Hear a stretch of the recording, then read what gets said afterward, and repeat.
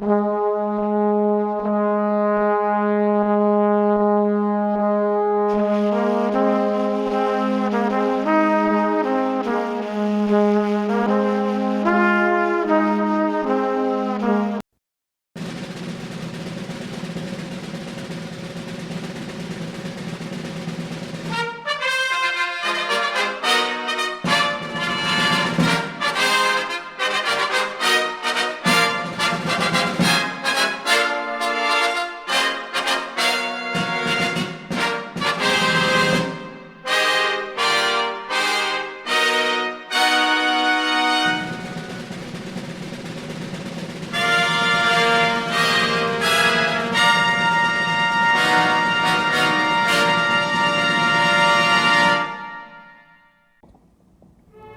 hello once again, my friends, my fellow historians, and my fellow modelers. I'd like to welcome you to another video, and this video is going to be about ironclads during the Civil War. Now, I had recently showed you guys the Civil War, an illustrated history by Jeffrey C. Ward, and what we're looking at right now is actually the Atlantis model kit of the Merrimack and the Monitor. This is the diorama that we'll be doing soon. But today we're going to be looking at a different book. This is going to be the Time Life series, The Great Photographs of the Civil War. And again, we're going to be looking at the introduction of the ironclads. So sit back and relax and enjoy the video.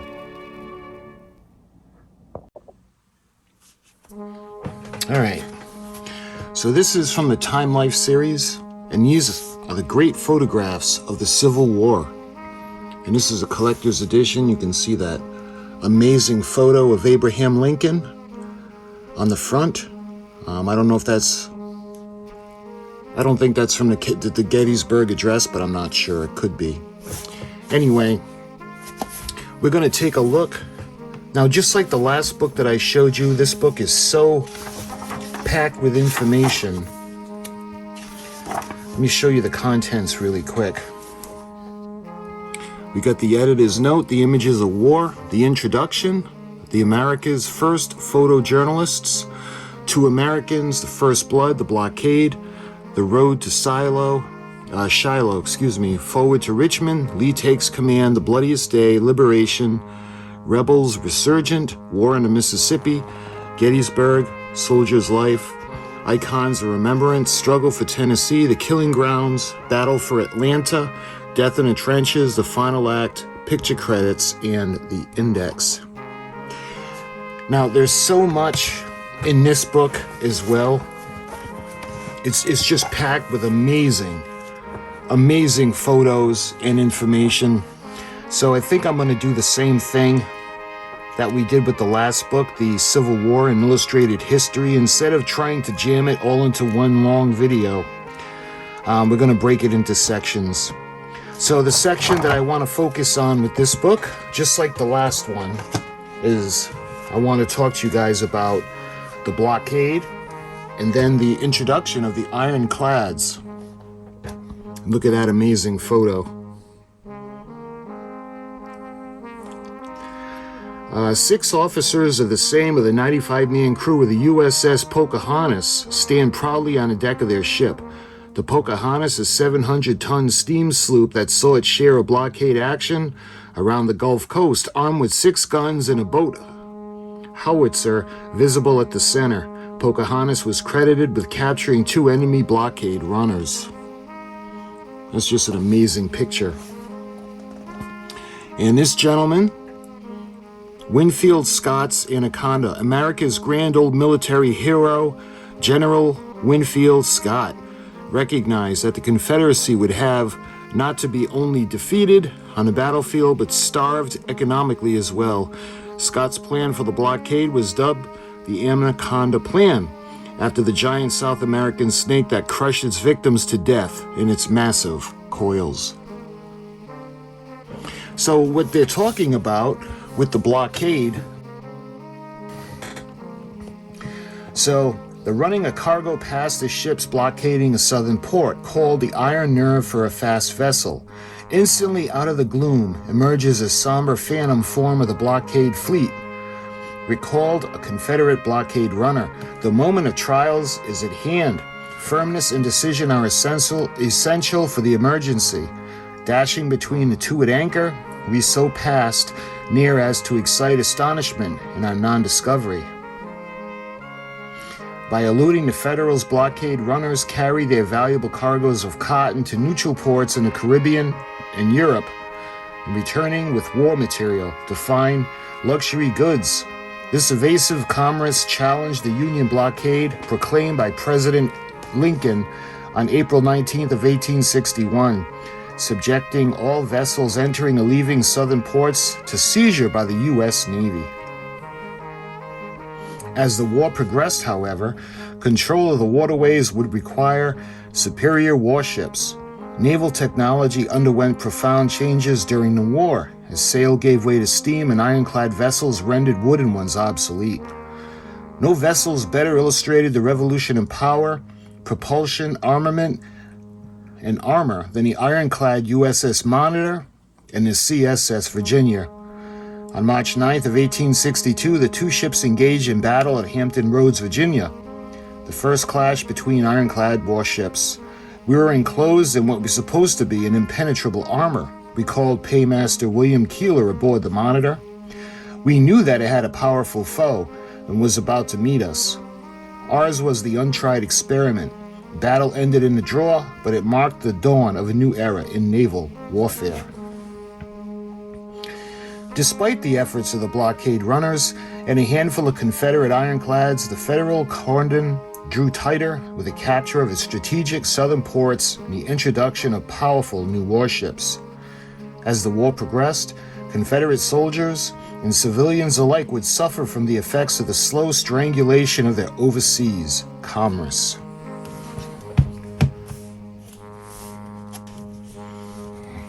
Look at that. That's just an amazing photo. This is the Federal soldiers guarding the waterfront earthworks of South Carolina's Fort Walker, which would later be renamed Fort Wells after Lincoln's Secretary of the Navy.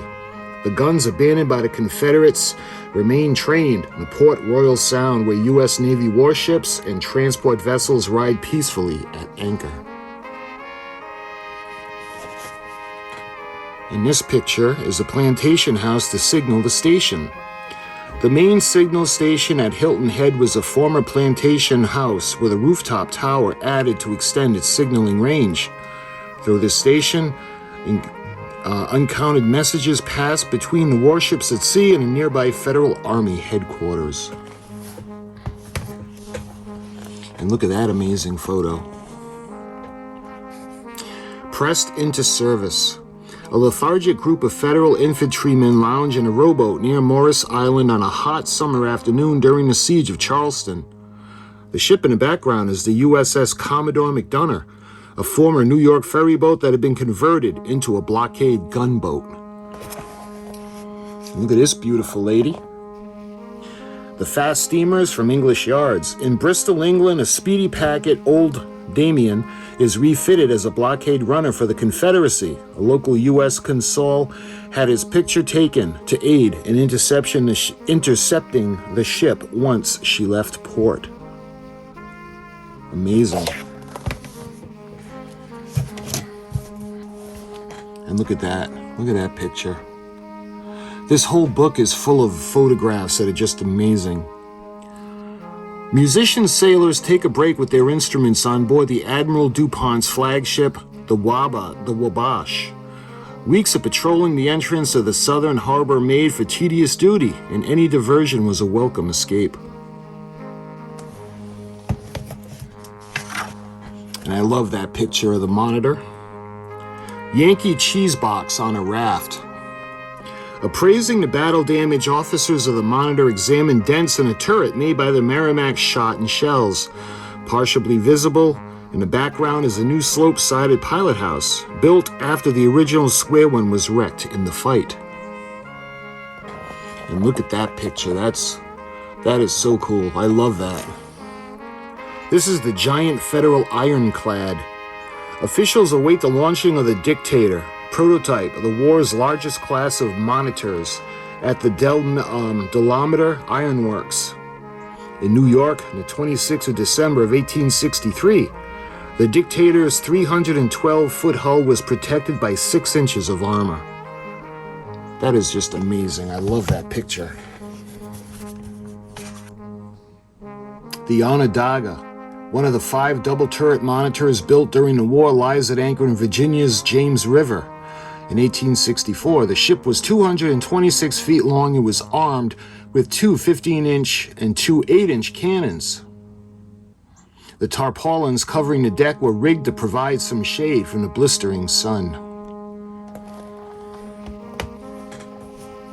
Look at another awesome picture.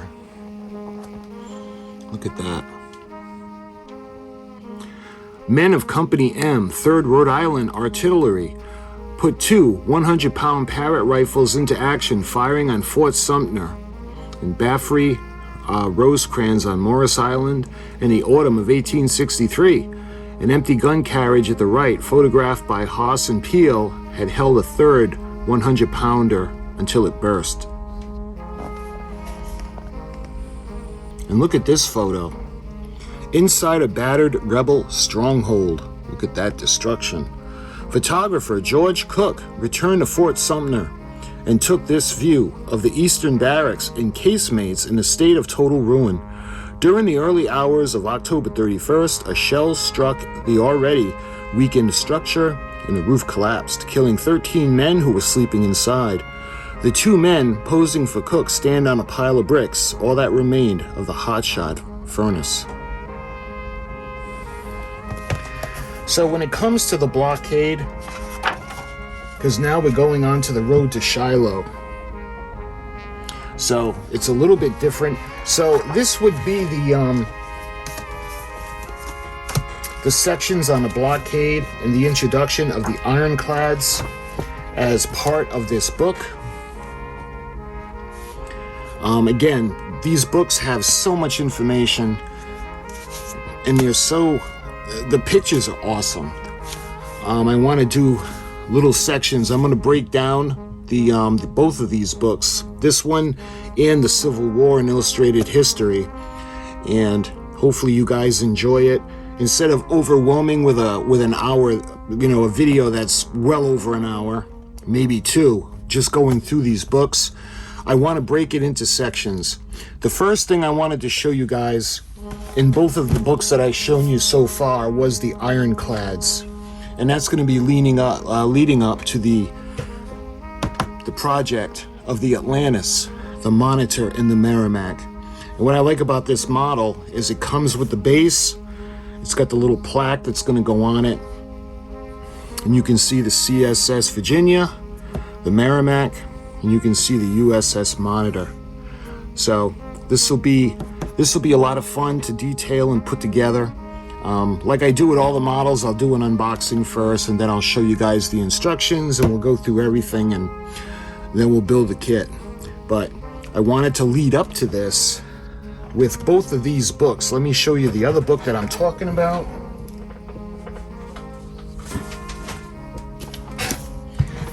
So that's why I had showed you the Civil War, Illustrated History by Jeffrey C. Ward, and the Time Life collection of great Civil War photos. So these books are going to provide the information we're going to use for the model. And my friends, I hope you're enjoying these videos, and I look forward to showing you the unboxing of this and going through the kit. So my friends, until my next video, I thank you for watching, and I'll talk to you soon.